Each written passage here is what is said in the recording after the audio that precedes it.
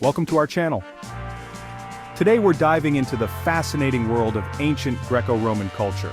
Now when we think about the ancient Greeks and Romans, we often picture their magnificent architecture, intricate mosaics, and of course their awe-inspiring statues. But did you know that these statues were more than just visual feasts for the eyes? They were also olfactory experiences. That's right, folks. Statues in those times were often treated with scented oils and perfumes. Stay tuned to learn why and how these scents were used to create a multisensory experience. So imagine yourself stepping back in time, walking amongst the grandeur of ancient Greece or Rome. You enter a temple, the sunlight filtering through the marble columns, and you're met not just by the sight of these majestic statues, but also by a wave of fragrance. The air is thick with scents, each carefully chosen, each playing a role in this immersive sensory experience. It's not just about masking unpleasant odors, though that was certainly a factor in the ancient world. These fragrances were about so much more. They were about creating an atmosphere, setting a mood, transporting you to another realm. Think about it. Different scents evoke different emotions, right? The calming aroma of lavender, the invigorating zest of citrus, the grounding scent of sandalwood. The ancients understood this, and they used fragrances to enhance the impact of their art and rituals. Now, the ancient Greeks and Romans were deeply religious people. Their lives were intertwined with myths and legends, with a pantheon of gods and goddesses who influenced every aspect of their existence. And just like we might light a candle or offer flowers in a place of worship today, the ancients used fragrance as a way to connect with the divine.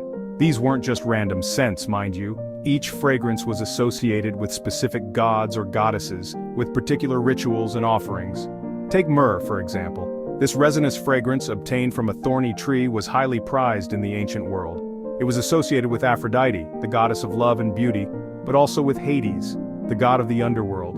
This duality speaks to the complex relationship between life and death, the sacred and the profane, that permeated ancient belief systems.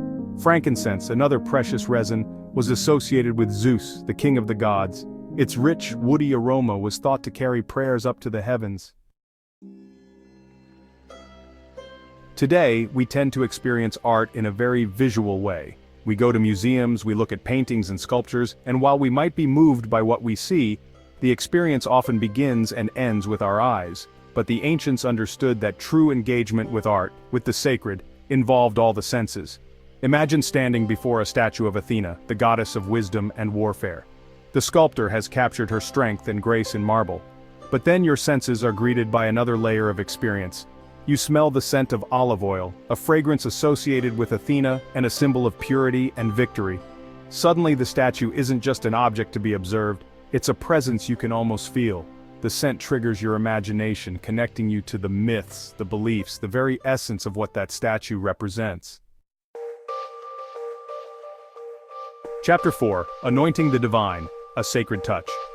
Now, the application of scents to these statues wasn't random or haphazard. It was a ritual act, often performed by priests or devotees. This anointing, as it was called, involved carefully applying scented oils or perfumes directly to the surface of the statue. These oils, often infused with flowers, herbs, or spices, weren't just meant to make the statue smell nice.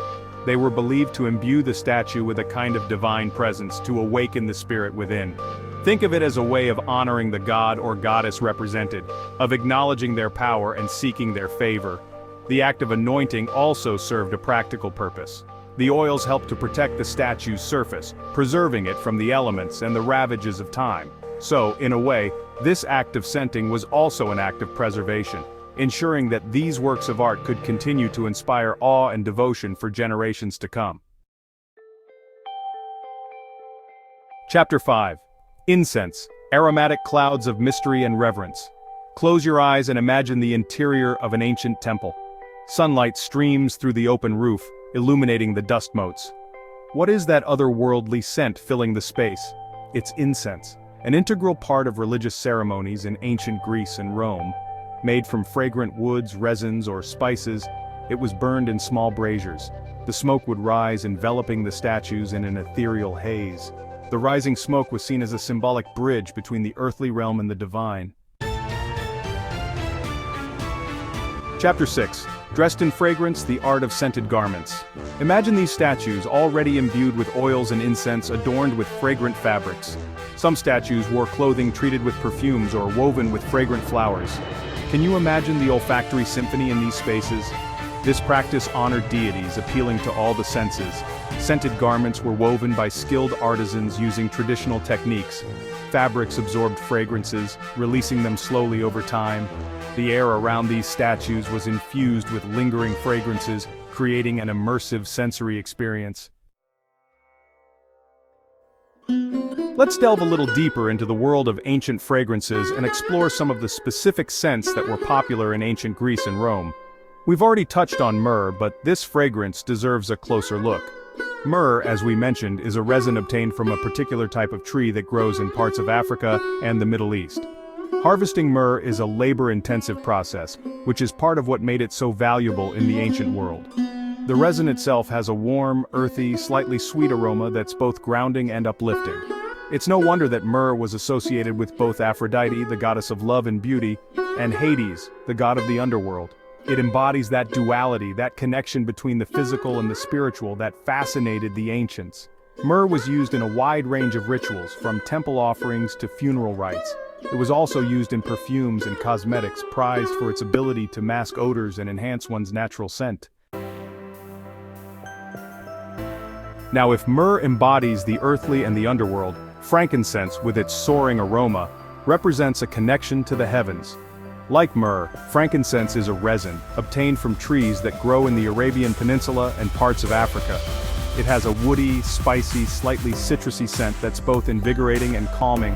Frankincense was highly prized in the ancient world and was even mentioned in the Bible as one of the gifts brought by the 3 wise men to the infant Jesus. This precious resin was burned as incense in temples and homes, its smoke carrying prayers and offerings to the gods. It was also used in perfumes and medicines, believed to have healing and purifying properties. The ancient Egyptians in particular were fond of frankincense, using it in their elaborate mummification rituals. They believed that the fragrance of frankincense would help to guide the deceased on their journey to the afterlife. Let's shift gears now from the exotic aromas of myrrh and frankincense to a scent that's a little closer to home: the rose. Now, roses might seem commonplace today, but in the ancient world, they were highly prized for their beauty and fragrance. The ancient Greeks and Romans cultivated roses in their gardens, using them to adorn their homes and temples. They extracted rose oil to create perfumes and infused rose petals in water to make fragrant waters for bathing. The rose, for the ancients, wasn't just a pretty flower, it was a symbol of love, beauty, and pleasure. It was associated with Aphrodite, the goddess of love, and was often used in rituals and festivals dedicated to her. Imagine walking through a Roman garden, the air filled with the sweet, intoxicating scent of roses. It's a sensory experience that transcends time, connecting us to the ancient world and the enduring power of fragrance. The practice of scenting Greco-Roman statues highlights the importance of multisensory experiences in ancient cultures. By incorporating fragrances, the statues became more than just visual objects. They became immersive, sensory encounters, designed to evoke awe, reverence, and a deeper connection to the divine. So the next time you encounter an ancient statue, whether in a museum or on a trip abroad, take a moment to imagine the scents that might have once surrounded it. Imagine the fragrant oils, the burning incense, the perfumed garments. Let your senses transport you back in time and experience the art of the ancients in a whole new way. Thanks for watching. Don't forget to like, comment, and subscribe for more fascinating insights into ancient cultures.